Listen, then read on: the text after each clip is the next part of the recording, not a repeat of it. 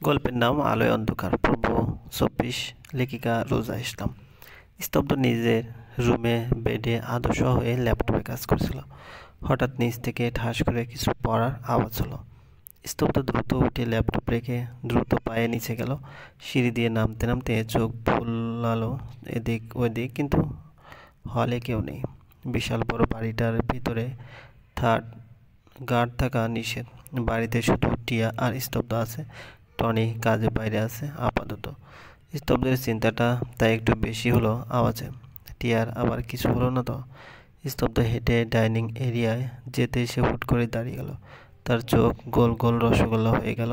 এ কি দেখছি স্তব্ধ? না, আজ রিয়াকশন না দিয়ে পারল না সে। যদিও সে যে দাঁড়িয়ে আছে তাকে একদম স্বাভাবিক লাগছে, যদিও নিজের ভেতরেই স্তব্ধ অবাক।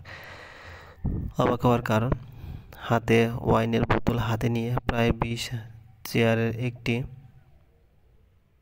ডাইনিংয়ের উপর ঠিক মধ্যখানে টিয়া আসন পেতে বসে ঠোঁটে এক আঙুল চেপে ধরে আছে, যেন তাকে বলা হয়েছে কথা না বলতে। অন্য হাতে ওয়াইনের বোতল। ফ্যাল ফ্যাল করে তাকিয়ে আছে স্তব্ধের দিকে টিয়া।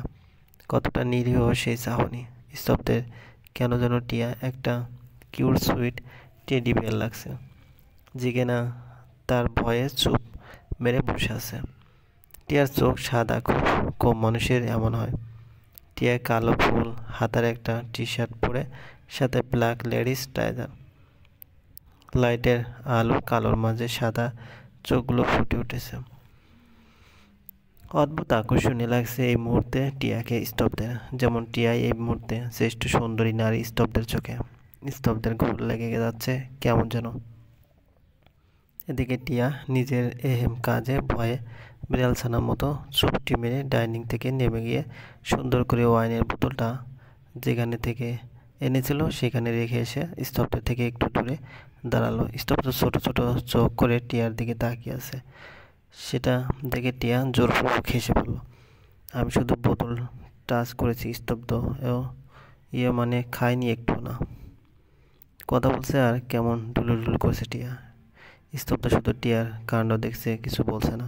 তাতে টিয়া বুক কুঁচকে বলল, তুমি আমার কথা বিশ্বাস করছো না? কথা বলছো না কেন তাহলে?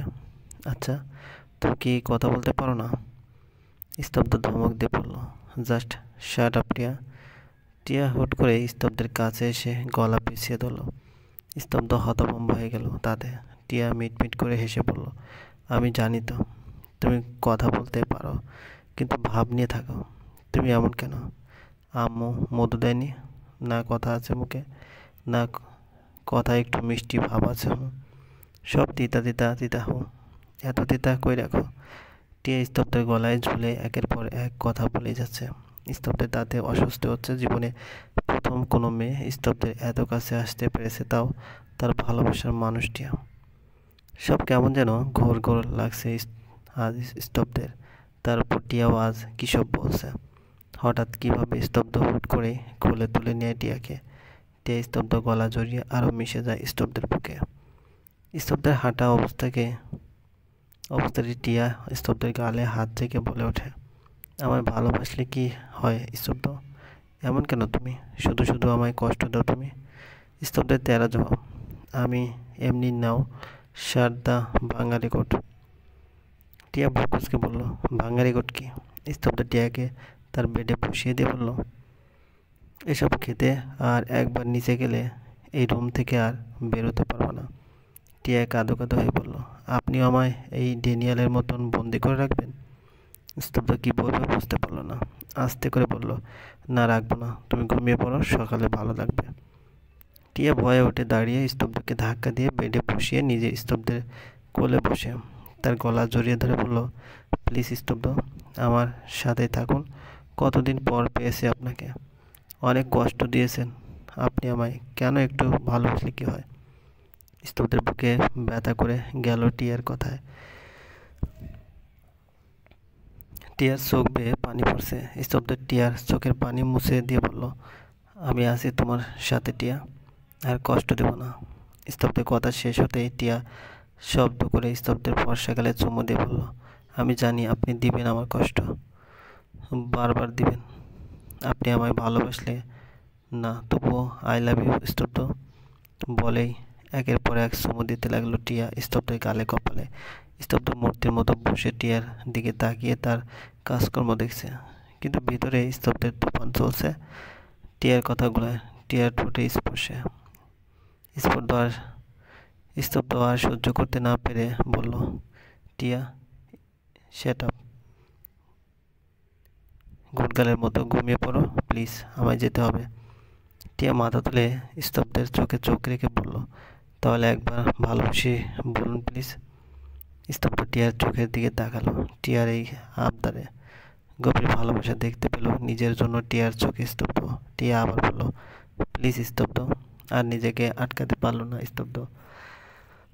টিয়ার কথা শেষ না হতেই টিয়ার ঠোঁটে ঠোঁট বসিয়ে দিল স্তব্ধ।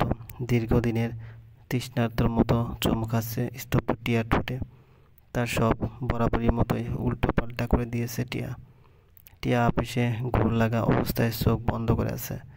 বেশ কিছুক্ষণ পর স্তব্ধ টিয়ার ঠোঁট ছেড়ে কপালে কপাল ঠেকিয়ে জোরে জোরে শ্বাস নিতে নিতে বলে ওঠে, টিয়া আয়। স্তব্ধের উত্তর শোনার আগেই টিয়া ঢুলে পড়ে স্তব্ধের বুকে। স্তব্ধ চোখ বন্ধ করে আরো শক্ত করে জড়িয়ে ধরে টিয়াকে নিজের সাথে মিশিয়ে নেয়। কি হয়ে গেল মুহূর্তে স্তব্ধ মেলাতে পারছে না। স্তব্ধের মন চাইছে সময়টা থেমে যাক, তারা এভাবেই থাকুক, অনন্তকাল এভাবে থাকুক। কিছু চায় না স্তব্ধের, টিয়া তার বুকে থাকলেই চলবে। ড্যানিয়েলের রুমের বিশাল বেডটার সাদা বেডশিটটা রক্তে লাল হয়ে আছে। একটা ধবধবে আমেরিকান সুন্দরী আজও ড্যানিয়েলের হাতে প্রাণ হারিয়েছে। ড্যানিয়েল তার রুমের সাথে লাগাওয়া ছাদের সোফায় বসে, ফর্সা বডি সম্পূর্ণ উন্মুক্ত, শুধু একটা ট্রাউজার পরনে তার। সারা বডিতে তাজা রক্ত এখনো লেগে আছে, তার চুলগুলো এলোমেলো হয়ে আছে। পাগলের মতো ডিংস করছে ড্যানিয়েল। আজ দুদিন টিয়া আর কাছে নেই। সম্পূর্ণ অন্য ফিলিং ড্যানিয়েলের, যা কোনো দিন হয়নি। না, এমন অদ্ভুত ফিলিং এর আগে হয়নি তার। এই দুদিনে সে অদ্ভুত এই ফিলিং এর সাথে সে পরিচিত হয়েছে। তার মনে হচ্ছে অনেক মূল্যবান কিছু হারিয়ে গেছে তার থেকে। সেই মূল্যবান জিনিসটা চাই ড্যানিয়েলের, যে কোনো মূল্য চাই।